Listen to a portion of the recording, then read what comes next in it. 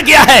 इन channel वालों को इस बात का एहसास क्यों नहीं होता है कि हम इतने ऊंचे ऊंचे मोबाइल लगा रहे हैं। मेरा भाई भी तो अपना घर बार छोड़कर जलसा सुनने आया है, उसको भी तो मौलाना को देखने का शौक है, उसको भी तो सुनने का शौक है। तुम अपने चैनल को चलने के लिए दूसरे की आंखें बंद कर देते हो, उनके सामने बैठ जाते हो और अपने अपने चैनलों के मोबाइल ऊंचे कर लेते हो। तुम्हें अपने चैनल के चलने की फिक्र है, तुम्हारे अकाउंट में पैसा आना चाहिए यूट्यूब की तरफ से, लेकिन दूसरा बेचारा जो रात भर जाग रहा है उसको सुनने का हक ही ना दो। मेरे भाइयों, यह एहसास इन चैनल वालों के दिमाग में आना चाहिए। उनको जब तक दूसरों का एहसास नहीं होगा, तुम्हारी ये कमाई हराम है, हराम है। रब्बे काबा की कसम, तुम्हारी ये कमाई हराम है। जाओ, जो कहना था कह दिया मैंने। 20 जलसों में तुम्हें डांटा गया, फटकारा गया, लेकिन तुम कुत्ते की वो दुम हो जो सीधी होने का नाम नहीं लेते। और यही रवैया रहा तो मैं अल्लाह की कसम खा के कहता हूं, बैंड करवा दूंगा और शर्त लगा दूंगा जलसे वालों से, जब तक ये चैनल वाले अगर आपके यहां आएंगे तो मैं नहीं आऊंगा। आगे मुझे ये कदम उठाना पड़ेगा। मैं नहीं चाहता हूं कि तुम्हारी रोजी रोटी बंद हो, लेकिन तुम्हें भी सोचना चाहिए कि हम दूसरों के लिए परेशानी खड़ी ना करें। बहुत बुरा लगा। अभी चैनल वाले इसको काट काट के पेश करें, देखें, अपने चैनलों पर इसको दे दीजिएगा। मौलाना जर्जीस ने हम जैसे चैनल वालों की कमाई हराम बता दी है। काट के पेश करना, ये नहीं दोगे, ये नहीं दोगे। जैसे हमारे देश का चौकीदार अपनी कमियां नहीं बताता है, वही सिफतें तुम्हारे अंदर घुस रही हैं। कल तक ये दर्द था, हमारे 3 कपड़े बिक गए हैं, मेरे पड़ोसी का भी बिकना चाहिए। यहां तो दूसरे के कस्टमर छीन लेते हैं। सुनो, हमारे यहां और सस्ता मिल जाएगा। वो 100 का दे रहा, आओ हम 80 का दे रहे हैं, इधर आओ। और ये कंपटीशन सब में चल रहा है। एक रिक्शे वाले से बात हो रही है, हाँ कितना लोगे वहां तक का कटियार, यहाँ कितना लोगे का 100 रुपए। दूसरा ऑटो वाला आ गया, सुनिए भाई साहब 80 दे देना। ये हर जगह चल रहा है, जबकि सौदे पे सौदा हराम है, नहीं होना चाहिए। जब तक एक आदमी की बात कंप्लीट खत्म ना हो जाए तब तक दूसरे को, यही बात मामला निकाह का है। एक लड़के का पैगाम किसी लड़की के साथ निकाह का चल रहा है, जब तक वहां से बात फाइनल ना हो जाए दूसरे आदमी को अपने निकाह का पैगाम उस जगह नहीं भेजना चाहिए, नहीं भेजना चाहिए। ये इस्लामी तालीमात है, जर्जीस के बाप की घर की नहीं है, ये इस्लामी तालीमात है। मेरे भाइयों, इस पर हमें और आपको गौर करना चाहिए और सोचना चाहिए। यहां तो कुछ कठमुल्ले ऐसे भी पैदा हो गए जो दुकानें बंद कराने के लिए अंडे काटते हैं, धागे पड़ के देते, ले इसको फला दुकान के सामने गाड़ देना, उसकी दुकान बंद हो जाएगी, तेरे कस्टमर आने लगेंगे। यहां ऐसे भी कठमुल्ले पैदा हुए हैं, इनको मैं कठमुल्ला कहता हूं, मौलाना नहीं। ऐसे भी कठमुल्ले पैदा हुए जो कहते हैं कि ये ले अपनी दुकान पे लटका लेना, दूसरे की दुकान के सामने जमीन खोदकर ये कागज गाड़ देना, उसके यहां कस्टमर कोई नहीं आएगा, तेरे यहां आएंगे। हमारे नबी एक की दुकान चलाने और एक की दुकान बंद करने के लिए नहीं आए थे। ये अकल कहती है हमारे नबी इसलिए आए कि तुम्हारी भी दुकान चले और तुम्हारी भी चले, तुम्हारे बीवी बच्चे खाएं और तुम्हारे भी बीवी बच्चे खाएं। आए कठमुल्लाओ, मुझे ऐसी दुआ बता दो जो अल्लाह के नबी ने ऐसी दुआ बताई हो कि इस दुआ से तुम्हारे कस्टमर तो आए और दूसरे की दुकान बंद हो जाए। मौलवी जर्जीस को अभी तक ऐसी दुआ नहीं मिली है। कठमुल्लाओ, तुम्हारे पास वो दुआ कहां से आई, जरा मुझे भी बता दो, हम भी तो जाने कि वो दुआ तुमने कहां से सीखी है, कहां से पढ़ी है, किस हदीस में पढ़ी है, कुरान की कौन सी आयत है। नहीं दे पाओगे, फातू बुरहानकुम इन कुंतुम सादिकीन, अगर तुम अपने दावे में सच्चे हो तो दलील पेश करो, ऐसी कोई दलील लेकर आओ। ये इस्लाम की खुसूसियत थी ये उसकी तालीमात की खुसूसियत थी। एक दूसरे की फिक्र किया करता था, एक दूसरे की कद्र किया करता था, एक दूसरे के घर में खाना आ जाए चला जाए उसकी फिक्र किया करता था। एक दूसरे की रोटी रोजी छीनने वाले नहीं थे। और यह असर था मोहम्मद रसूलुल्लाह सल्लल्लाहु अलैहि वसल्लम की तालीम का। गौर करो, सईद इब्ने जुबैर को हज्जाज इब्ने यूसुफ की पुलिस ढूंढ रही है। हज्जाज इब्ने यूसुफ बड़ा जालिम बादशाह गुजरा है, हुक्मरान गुजरा है। उसने बड़े बड़े सहाबा को कत्ल करवा दिया और जरा भी नहीं हिचकिचाया। वही सईद इब्ने जुबैर के पीछे पड़ गया। सईद इब्ने जुबैर भागे भागे फिर रहे हैं, रात में निकलते हैं, छिप छिपा कर गुजर रहे हैं, शहर पार करना चाहते हैं, मुल्क से निकलना चाहते हैं, क्योंकि हज्जाज इब्ने यूसुफ ने ऐलान कर दिया सईद इब्ने जुबैर को कहीं से भी पकड़ के लाओ, ढूंढ के लाओ, जिंदा उनको पकड़ के लाओ, हम उनको अपनी आंखों के सामने कत्ल होते हुए देखना चाहते हैं। हज्जाज की पुलिस को इनाम दे दिया गया, ऐलान कर दिया गया, जो सईद इब्ने जुबैर को पकड़ के लाएगा उसको इतना इतना इनाम दिया जाएगा।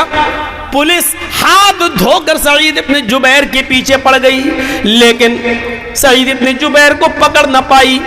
एक दिन ऐसा था कि सईद इब्ने जुबैर रात के अंधेरे में एक झोपड़ी में घुस गए और एक मुसलमान ने उनको अपने घर में पनाह दे दी और कहा कल शाम तक यहीं सो जाओ और रात में फिर यहां से निकल जाना।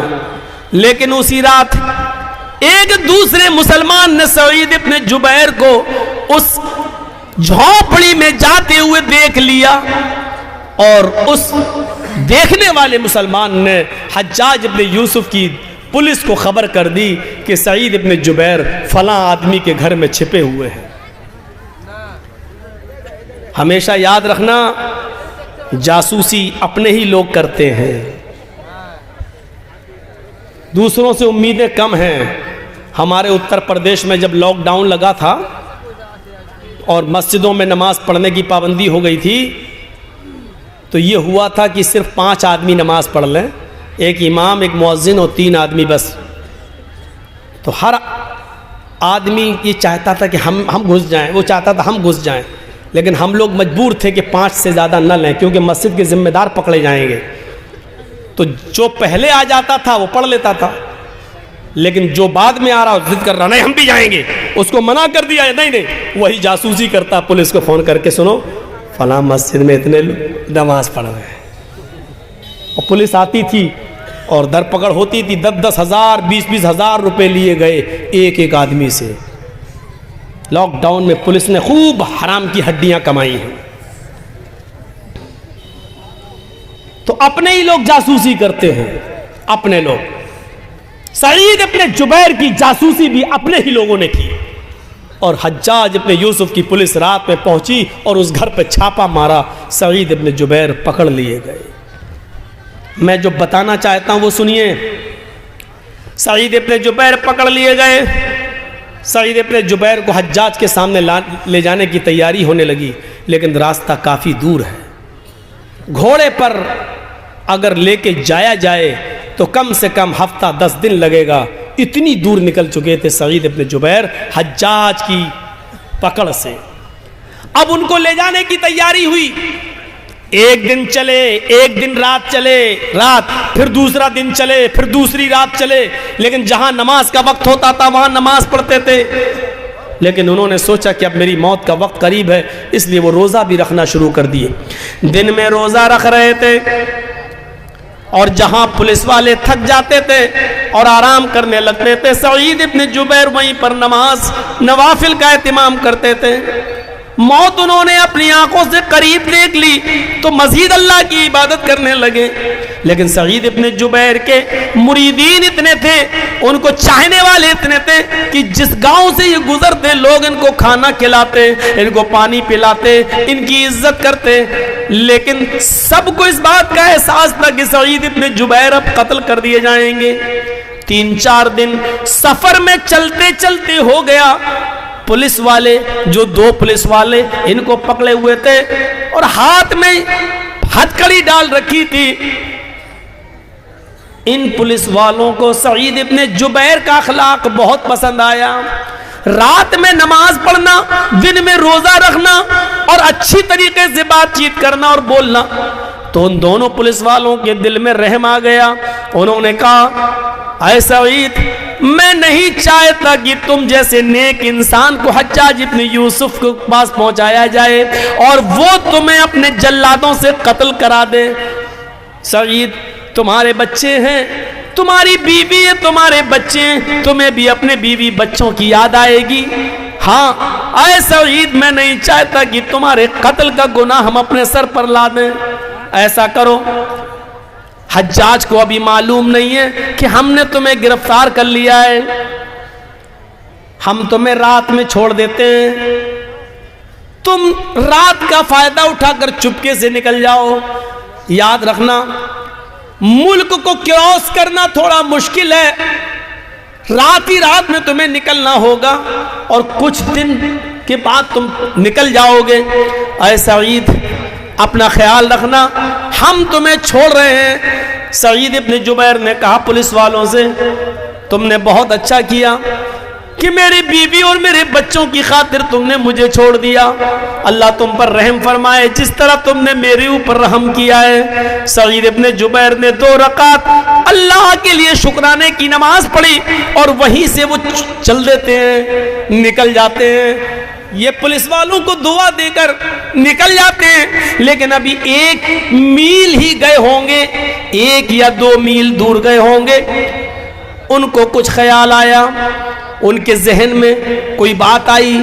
सईद इब्ने जुबैर वहीं से पलटते हैं और जल्दी से भागते हुए दौड़ते हुए उन दोनों पुलिस वालों के पास दोबारा आ जाते हैं और कहते हैं, अरे मेरे मुस्लिम पुलिस वालों, अरे मेरे मुसलमान भाइयों, अरे हज्जाज के पुलिस वालों, तुमने मुझे छोड़ा, तुमने अपना हक अदा कर दिया, लेकिन मैं वापस तुम्हारे पास आ गया हूं। मुझे अच्छा नहीं लग रहा है कि मैं वापस जाऊं। जब तुम दोनों ने मुझे गिरफ्तार कर ही लिया है तो मुझे हज्जाज के पास लेकर चलो। वो दोनों पुलिस वाले कहने लगे, सईद, तुम्हारा दिमाग खराब है, तुम्हें मालूम है कि इसका अंजाम क्या होगा, वो तुम्हें कत्ल कर देगा। सईद इब्ने जुबैर कहते हैं, हाँ मुझे मालूम है कि उसके सामने गए और मेरा अंजाम मेरा कत्ल है, लेकिन मुझे फिर भी जाना है।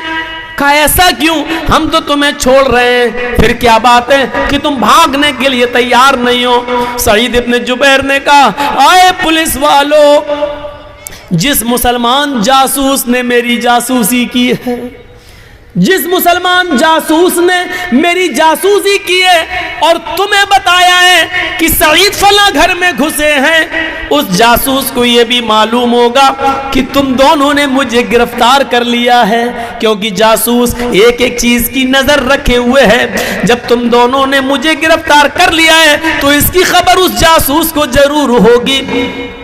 तुम मुझे छोड़ रहे हो तो जासूस को इस बात की भी खबर होगी कि तुम मुझे छोड़ रहे हो, और जब हज्जाज के सामने तुम जाकर ये कहोगे कि मुझे सईद इब्ने जुबैर नहीं मिले, लेकिन अगर उस जासूस ने ये कह दिया मिल गए थे, मेरी आंखों के सामने इनको पकड़ा भी था लेकिन बाद में छोड़ दिया, तो फिर हज्जाज इब्ने यूसुफ जैसा जालिम आदमी ये सुन लेगा और जान लेगा कि तुम दोनों ने मुझे गिरफ्तार करके छोड़ दिया है, तो फिर वो तुम दोनों की गर्दन उड़ा देगा। सईद इब्ने जुबैर ने यह सीखा ही नहीं है कि हम अपनी जान बचाने के लिए तुम दोनों की जान को मुसीबत में डाल दें, तुम दोनों की जान को खतरे में डाल दें। न हमारा नबी इस बात की इजाजत देता है, न हमारा कुरान इस बात की इजाजत देता है, न हमारा इस्लाम इस बात की इजाजत देता है। आए पुलिस वालों, हम तो बच जाएंगे, लेकिन हमारे बारे में जब पता चलेगा कि तुम दोनों ने हमें छोड़ दिया तो फिर हज्जाज तुम दोनों को कत्ल कर डालेगा। सईद इब्ने जुबैर फिर नहीं माने और उन दोनों पुलिस वालों ने मजबूर होकर सईद इब्ने जुबैर को हज्जाज के सामने पेश कर दिया, और हज्जाज ने उनके हाथ पीछे से बंधवाकर खूनी चमड़ा बिछाकर जल्लाद के हाथ में तलवार देकर कहा कि मेरी आंखों के सामने सईद को कत्ल कर दो, और सईद की गर्दन नीचे होती है और हज्जाज इब्ने यूसुफ के जल्लाद ने एक जोरदार तलवार मारकर सईद इब्न जुबैर को कत्ल कर दिया। पूरे वाक़े से क्या मिला है? पूरा वाक़या बताने का मकसद ये था कि सईद इब्न जुबैर ने अपनी गर्दन पे तलवार चलाना गवारा कर लिया, लेकिन उन दो मुसलमान पुलिस वालों की जान को ख़तरे में डालना गवारा नहीं किया। ये इस्लाम की तालीम थी। वो अपने लिए जो पसंद नहीं करते थे उन पुलिस वालों के लिए भी उन्होंने पसंद नहीं किया। वो नहीं चाहते थे कि मैं बचूं तो ये दोनों की जान चली जाए। ये तड़प इस्लाम ने हमें दी है और ये तालीम इस्लाम ने हमें दी है। ईमानदारी के साथ दिल पर हाथ रखकर आप बताइए, क्या ये तड़प, क्या ये जज्बा है हमारे अंदर? क्या हम एक मुसलमान दूसरे मुसलमान के लिए ये हम सोचते हैं?